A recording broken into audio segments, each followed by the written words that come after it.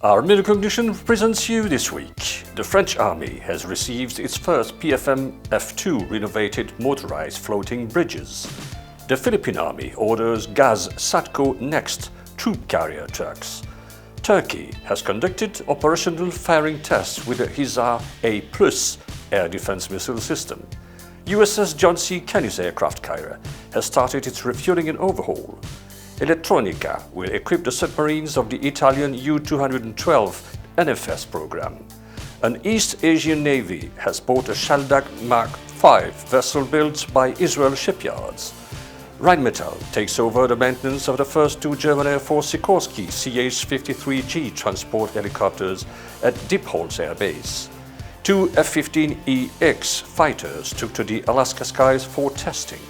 And Turkey is focusing on the development of its indigenous TFX jet fighter after having been excluded from the F-35 program.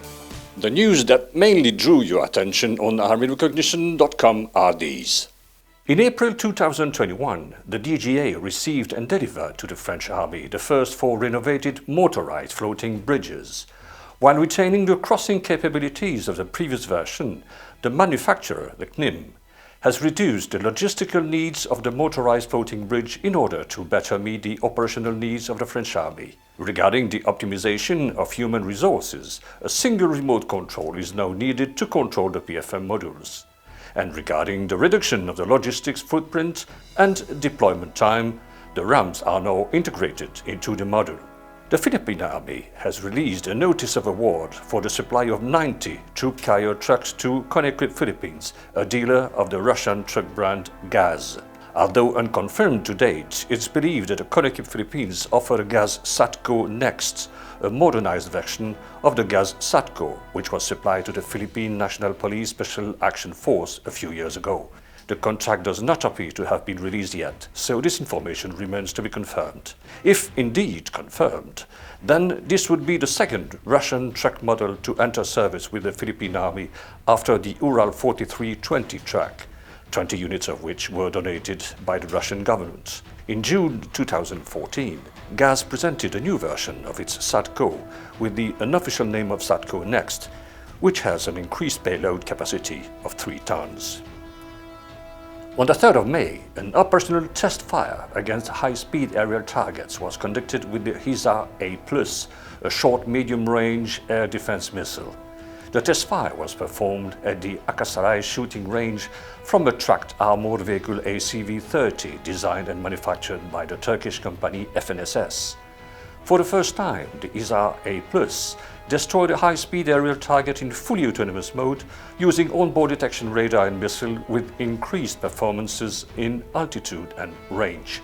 The HISAR is a family of short-medium-range surface-to-air missile systems developed by the Turkish companies Aselsan and Roketsan since 2007. The HISAR-A is the short translation of the HISAR family. The HISAR-A is an upgraded version of the HISAR-A missile, which can now destroy aerial targets at a maximum range of 15 kilometers at a maximum altitude of 8 kilometers, with 3 kilometers more than the previous version. The news that mainly drew your attention on NavyRecognition.com are these. The aircraft carrier USS John C. Stennis arrived at Huntington Ingalls Industrie, Newport News Shipbuilding Division to start its refueling and complex overhaul after years of advanced planning. USS John C. Stennis is the 7th Nimitz-class nuclear-powered supercarrier in the United States Navy. Instead of the gas turbines or diesel-electric system used for propulsion on many modern warships, the carriers use 2 A4W pressurized water reactors which drive 4 propeller shafts and can produce a maximum speed of over 56 km per hour and a maximum power of around 200 and 600 shaft horsepower. As a result of the use of nuclear power, the ships are capable of operating for over 20 years without refueling and are predicted to have a service life of over 50 years. The Nimitz-class aircraft carrier can carry up to 82 aircrafts. That could include FA-18 Hornets, E-2C Hawkeys, and fixed-wing and helicopters as SH-60F and HH-60H Seahawks. Elettronica announces the signature of a supply contract with Fincantieri for the electronic warfare suite of the new submarines of the Italian Navy in the framework of the U212 NFS program managed by OCCAR. The German Type 212 class, also known as the Italian Todaro class, is a diesel electric submarine developed by the German company Hochwasserwerke Deutsche Werft AG for the German and Italian navies. Currently, 4 Type 212 submarines are in service with the Italian Navy and 6 with the German Navy. The Type U212 NFS Todaro Class Batch 3 is a development of the Type 212A. The submarine is equipped with full cell air independent power with lithium-ion batteries of Italian production, which make them among the most stealthy submarines anywhere. Israel Shipyards, a shipbuilding and repair company in the Eastern Mediterranean serving naval and commercial marine markets, won a tender to supply an East Asian navy with its Shaldag MK V vessel. The agreement was signed between Israel Shipyards, the Israeli Ministry of Defense, and the customer. Includes the transfer of knowledge regarding the construction of the vessel, as well as the preparation of the customer shipyard for vessel construction through an upgrade of the shipyard. Israel Shipyards will also conduct training at the customer's facility regarding construction of the Shaldag MK V sections as well as maintenance of the vessel. The Shaldag MK V has an overall length of 32 meters, a maximum beam of 6 meters and a displacement of 95 tons. It has a capacity to carry up to 14 crew members and can reach a top speed of 40 knots, with a maximum cruising range of 1000 nautical miles at 12 knots. The endurance of Shaldag MK V is 6 days. In February 2021, according to information published by the Philippine news agency, Philippine Navy has confirmed the purchase of 8 Israeli-made Shaldag MK V fast patrol boats. The news that mainly drew your attention on airrecognition.com are these. Rheinmetall has taken over the maintenance operations of the Bundeswehr's fleet of Sikorsky CH-53J helicopters as planned, embedded in the organization of the 64 helicopter squadron at Diepholz Air Base. Rheinmetall Aviation Services now receive the first 2 aircraft in their maintenance bay. The takeover of maintenance operations by Rheinmetall proceeded remarkably smoothly and quickly. The Bundeswehr and Rheinmetall signed a maintenance contract on the 27th of November 2020.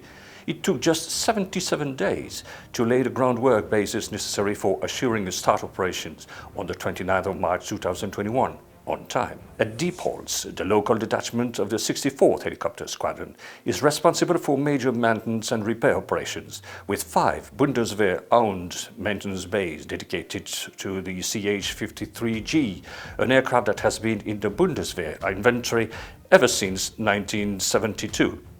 Just weeks after their return to Ignan Air Force Base, the F-15AX, both 001 and 002, have taken to the Alaska skies for exercise Northern Edge 21. The purpose of the F-15AX participation in Northern Edge is to allow for immediate deep end testing in a complex jamming environment to gather essential test data for what works and what needs improvement. This is critical to expose the F-15AX to this environment, know to make changes early on and allow for an aggressive test and fielding timeline. At Northern Edge, we are assessing how the F-15AX can perform in a jamming environment to include GPS, radar and Link 16 jamming, said Major Aaron Ashkenazi, F-15AX pilot of the 85th Test and Evaluation Squadron. The other main goal is assessing the AX interoperability with 4th and 5th generation assets. Turkey is now focusing on the development of its indigenous TFX fighter jet because of the country's exclusion from the US-led F-35 program has dealt an estimated blow of $1.4 billion to the local defense industry. Turkey was one of 8 countries partnering with the United States on the F-35 Joint Strike Fighter program.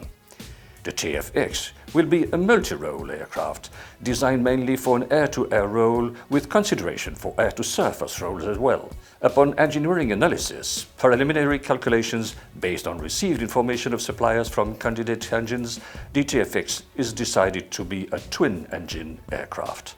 The TFX will be able to reach a speed of Mach 1.8. The first flight is planned to be made in 2023.